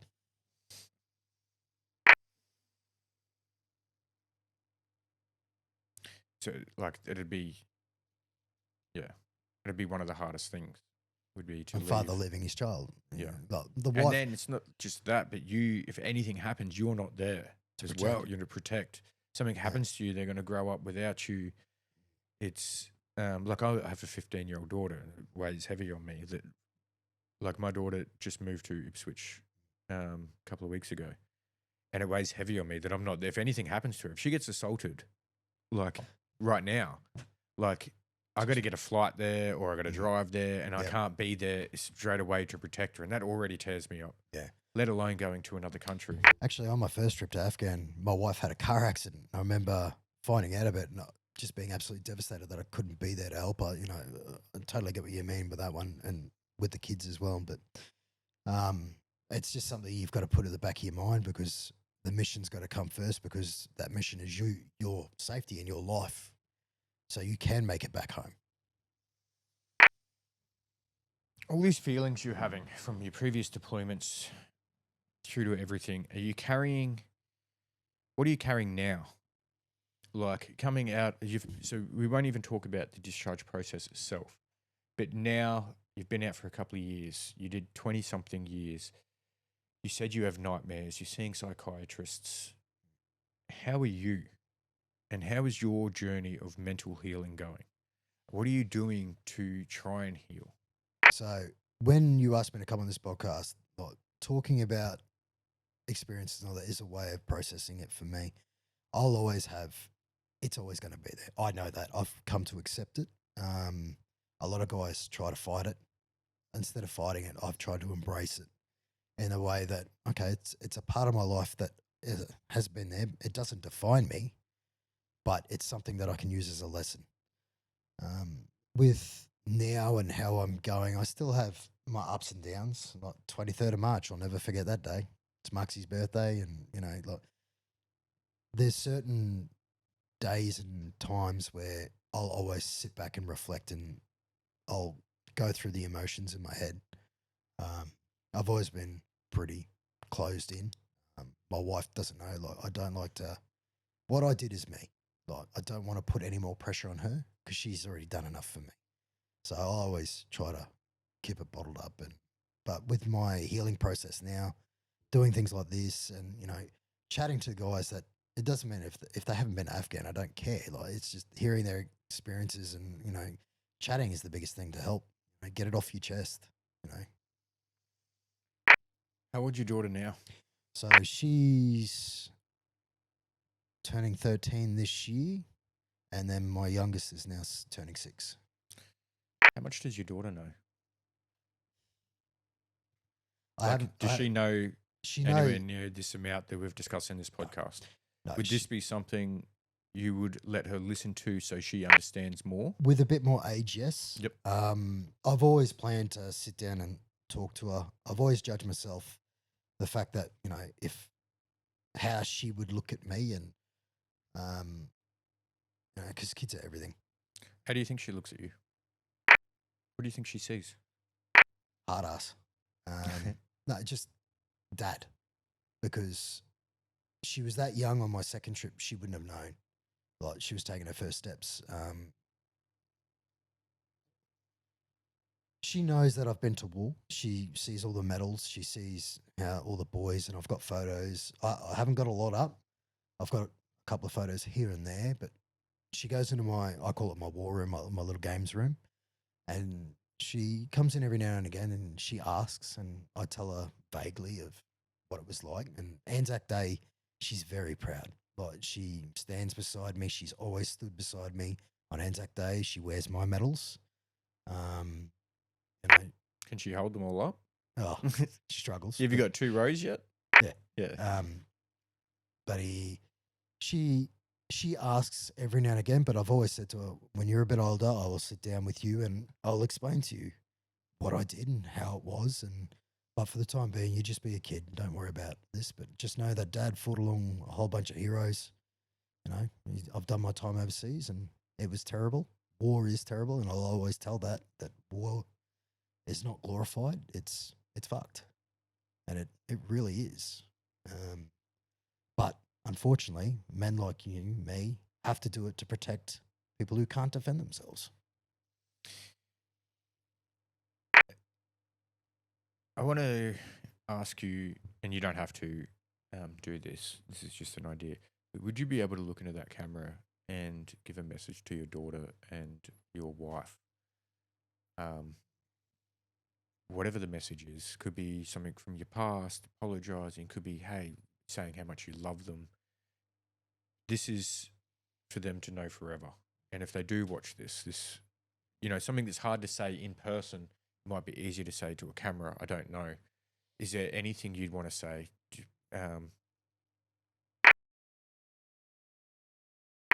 To my wife, you're my rock. You always have been.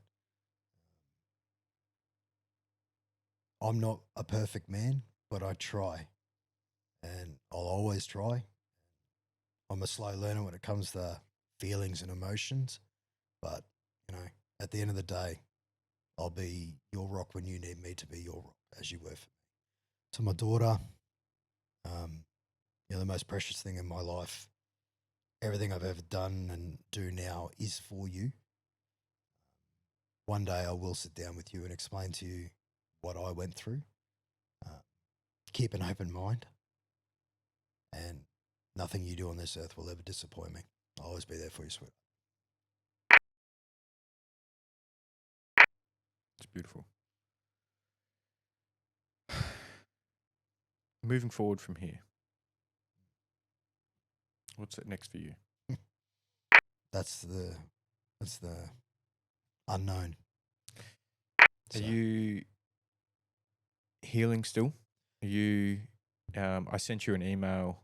Yeah, I saw that. Did you? Have you looked into alternative therapies for? I'm not saying you have to, but yeah. I've had a look into it. Like I said, I have my own thought process and the way I deal things with lessons and all that. It's working for me at this point in stage. If something starts to fall apart, then I'll look at other avenues. But for me now, it's trying to get my body to have some sort of normality back at life. Obviously, now I left the army due to medical reasons. It's just trying to find my place in the world. Like, Band of Brothers. I just want my own little patch of grass where I can just settle down and live the rest of my days out in peace. Do you have a message for other veterans that have gone through similar, who are struggling? We know so many of them. We know, I could name probably 20 off the top of my head right now, just here in Townsville. Yeah. What message do you have for them that have struggled, that have turned to the bottle, that are just fucking trying to find any type of resemblance of who they used to be? Do not give up.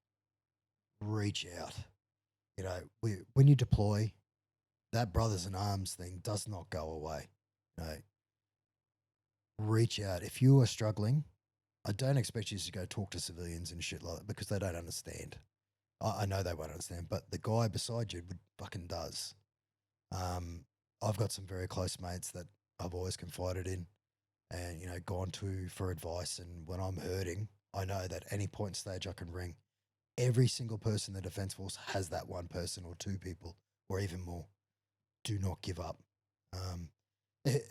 Looking back on it now, stay away from alcohol. Waste of money to begin with. But you lose control. We've already lost the control. We need to bring that control back.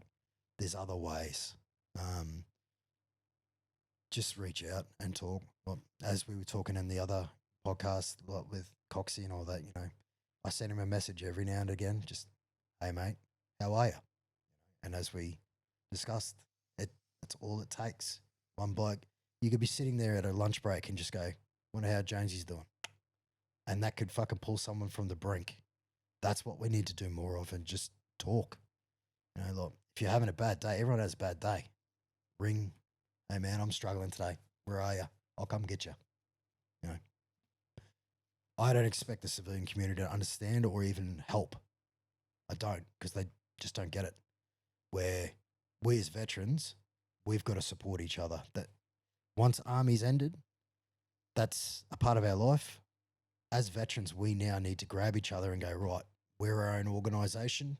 We know what we've been through. Let's help each other. That would be my advice.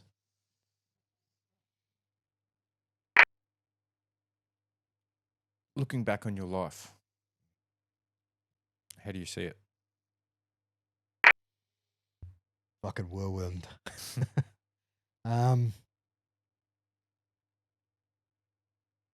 I'd say... Are you proud?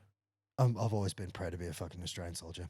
Absolutely, 100%. I'm proud to be Australian. got a flagpole at the front of my house, and I love who I am, who I've become. I never had a father growing up. You know, I've done everything. I've learned the hard way on my own. But I've had a couple of mentors here and there. I'm proud of who I am, but you know, we've all got little things we'd love to fix, and we can always work on that. But at the end of the day, I'm proud of what I've accomplished. Like in my 21-year career, fuck, I've deployed so many times. Like not only just overseas, you know, like I've done flood assist, COVID, you know, all these random things. Battery sergeant major. Yeah, that's good. Tiresome, but yeah, good. Which is you're in control of, I don't know, 120 people, 80 to It 100. was I don't know. bad, I don't bad. know. I don't know what an artillery looking battery is. It's like 3 guns, isn't it? 4 guns Four with the guns. M777s. Yep. It's a good responsibility. I loved being a BSM and I love being a BG. It was great, but It's a BG big guy. battery guy. Yeah. He's more with the diggers on the ground, which is good, Well, which I loved. Like, just being a BSM by itself, that's hugely proud. You should be hugely proud of that because you were the leader, the most senior soldier of that 80 guys. They turn to you. Yeah. You're the implement, the doctrine, the discipline, everything. I call it the mum and dad. The Yeah. officers are mum and You're the dad. I'm dad. Yeah. Like, just that in itself is hugely proud. Like, most people have a goal of reaching corporal or sergeant, but to become a sergeant major in any corps is fucking huge, and you should be proud of that, especially after everything you've gone through. Yeah, like I never had any aspirations to be a warrant officer. Sergeant is still today, I think, the best rank ever. Yeah, you're still with the men, but you have a bit more of an idea. I think I loved being a sergeant. Absolutely loved it. It was, that was the best time in the army because you've got the responsibility, but you don't have all the responsibility. So it's like, Awesome. Well, I think we might end it there. Mhm. I really appreciate you coming in and chatting, and No this worries. is like fucking super eye-awakening. Thank you for being vulnerable and sharing. no, that's fine. I really do appreciate this. I think a lot of people are going to watch this and be like, wow, I just had no idea that one person could go through so much. And this is just a little snippet. You know, we haven't even... So I just thank you for what you've done for this country. Thank you for coming in today and sharing. Like you, we all make that choice, mate. Look, every adventure is different, but the sacrifice is still the fucking same. And, all my brothers and sisters that are still in the army, I wish you all the best. I really do.